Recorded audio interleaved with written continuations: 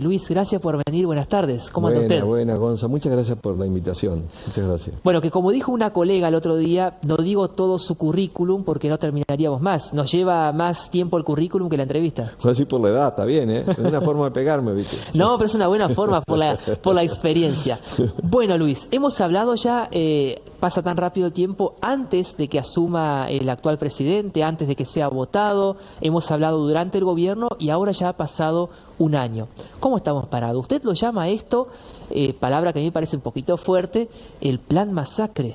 Sí, por supuesto que lamentablemente, ¿no es cierto?, tengo que llamarlo así, y lamentablemente no me equivoqué cuando llamaba la atención sobre las primeras medidas y los funcionarios que estaba designando el actual presidente, porque anticipaban las políticas que iban a aplicar, que eran políticas de ajuste, pero no de ajustes tradicionales, como en otras épocas donde el ajuste significaba achicamiento del ingreso del grueso de la población hasta que se solucionaba el tema del sector externo, había dólares y volvía de nuevo a aliviarse un poco la situación de la gente. Estos son ajustes estructurales que apuntan a cambios definitivos y drásticos. Por eso es mi énfasis en señalar de que si bien la sociedad venía mal de los gobiernos anteriores, por algo optaron por este, cada vez había problemas más graves. Yo desde el punto de vista económico siempre analizo los indicadores que tienen que ver con el objetivo final de la economía, que es que la economía produzca bienes y servicios para que la gente viva mejor y para que no se afecte el ambiente, para que también las generaciones futuras vivan bien. Y tomando eso en cuenta, digo, los indicadores principales tienen que ver con pobreza, con indigencia, calidad de vida, empleo, calidad del empleo, vivienda, salud, educación, y bueno, todo eso se ha empeorado notablemente. Venía mal, venía mal hasta el cambio del gobierno anterior, la pobreza superaba el 40%. Claro, no es que usted dice, como lo llaman, el kirchnerismo, estaba todo perfecto, sino que usted dice, ya veníamos mal. No, por supuesto, porque hay un modelo económico-social que no es impulsado por los argentinos, por eso nosotros decimos un modelo neocolonial, porque lo definen grandes corporaciones y capital financiero internacional, o sea, los poderosos, que son un sector muy minoritario del mundo, pero que son los que dueños casi de todo el mundo, y ellos saben que, por ejemplo, estamos viviendo una crisis civilizatoria donde cada vez empiezan a ser escasos bienes que son esenciales para la vida en todo el planeta. Entonces el problema es que esos sectores pretenden adueñarse de esos recursos, asegurárselo, estén donde estén, y aplican y promueven y presionan para que los gobiernos tomen medidas que lo favorezcan a ellos. Y en Argentina venimos así, con lo que se llama el extractivismo depredador, o sea, sacar recursos de la naturaleza que no se van a reponer no en cientos ni en miles, sino en millones de años, y no para mejorar las condiciones de vida de la gente, sino para llevarlos afuera. Entonces, ese modelo genera cada vez más desigualdades, cada vez más concentración de la riqueza. Y los gobiernos, si bien es cierto que se ponen distintas camisetas, distintos discursos, en realidad mantienen en esencia este modelo, que es saqueo de recursos financieros a través de todo lo que son las especulación y la deuda externa y los pagos del tributo de la deuda, de una deuda fraudulenta que nunca recibió el pueblo argentino, la pagamos más de 10 veces y cada vez debemos más, ¿no? Entonces, esos se van recursos, se van por la fuga de capitales. Fuga de capitales significa gente que, digamos, por corporaciones, gente que gana mucho acá y se lleva la plata afuera. Entonces eso genera una presión sobre el valor de los dólares. Entonces esa fuga de capitales genera problemas gravísimos en la Argentina, porque si no hay dólares, aumenta el valor, se devalúa el peso y eso genera inflación. Y esos golpes inflacionarios siempre, ¿qué significan? Transferir recursos de la gran mayoría a un sector minoritario. Entonces eso trae como consecuencia que gobierno a gobierno la pobreza sigue aumentando, la indigencia sigue aumentando. Eso fue grave en este último año porque lo que yo llamo plan masacre es que anticipó medidas que iban a ser en cierta manera una masacre de la población, de los gruesos de la población, porque una cosa es aplicar políticas de ajuste con un 3 o 4% de población viviendo en la pobreza, que ya es malo, ¿no es cierto?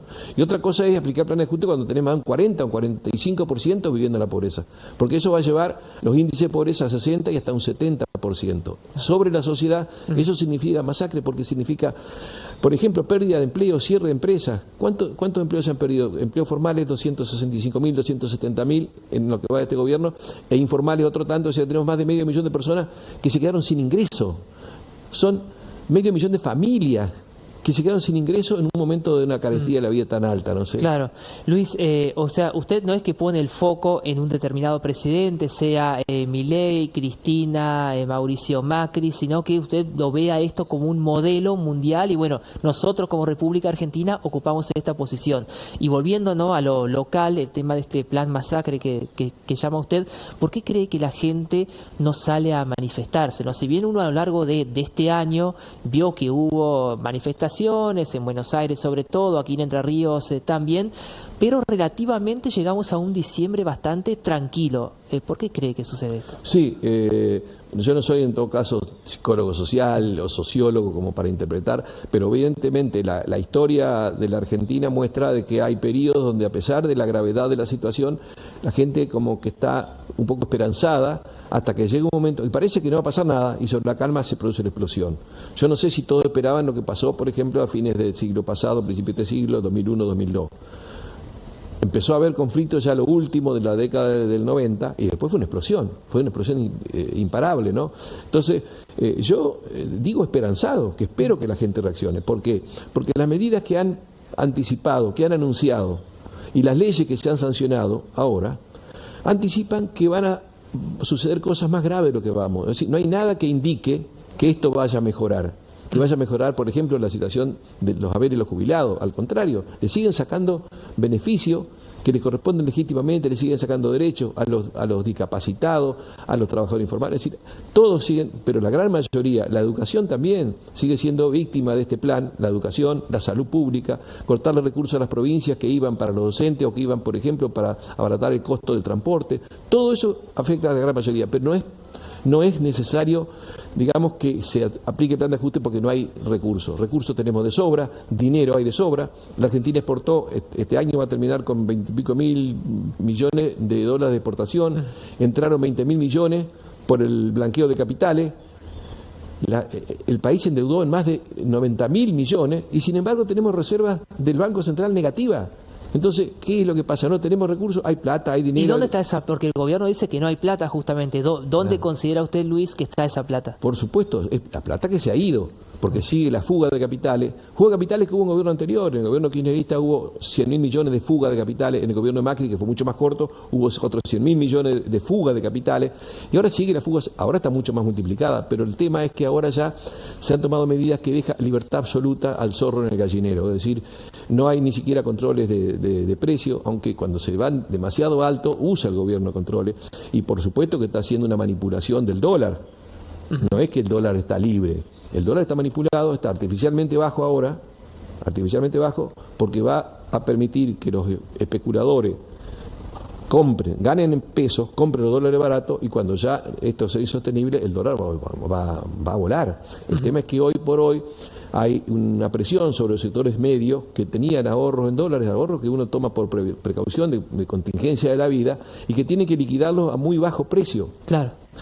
Bueno, cuando se queden sin dólares y cuando esto siga esta carestía de la vida van a ser pobres y sin ahorro. Entonces yo señalo que este programa tiende a destruir el mercado interno a través de la baja del consumo, una brutal baja del consumo, y va a dejar más recursos para que se puedan llevar afuera los saqueadores de siempre. Entonces, Luis, pero el gobierno por ahí muestra como algo positivo, bueno, la baja del riesgo país, la baja también o estancamiento de la inflación. ¿Esto lo considera que es así o a qué se debe este número de inflación que se considera positivo? Son dos cosas. Inflación está medida por un índice que es de principio de siglo. O sea, el INDEC tiene un índice actualizado del 2017 donde muestra que la inflación es más alta.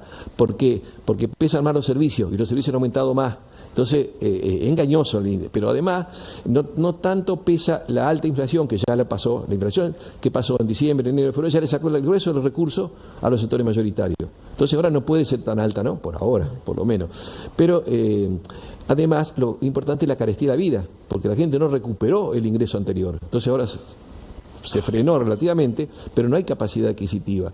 Y el tema del riesgo país tiene que ver con los especuladores, es decir, el riesgo país lo impone el capital usurero internacional para presionar a que el país tome medidas que los beneficien a ellos. Entonces, si los benefician a ellos, como está haciendo ahora, les robaron a los jubilados un 30% de su ingreso, de su haberes, para pagarle a los deudores, a los usureros, una deuda que no debemos. Entonces, ahora somos menos riesgo país porque son más confiables. Más confiables a los usureros, a los especuladores, pero no al pueblo argentino. Entonces, ahí somos menos riesgosos. Pero ese es un índice que se toma muy engañosamente por los medios para tratar de hacer ver que estamos bien, ¿no es cierto? Luis, y usted desde su lugar está justamente, como lo hace desde hace ya muchos años, cuando era profesor todavía, brindando charlas, ¿no? Invitando a la gente a escuchar este mensaje también, ¿no? ¿En qué lugar se brindan estas charlas o cómo lo pueden convocar o seguirlo? Bueno, bárbaro, gracias porque me recordás esto. Nosotros formamos un grupo muy interesante de gente buena, gente que tiene ganas de hacer cosas buenas y cambiar este rumbo. Formamos la Cátedra Abierta por un Mundo Nuevo.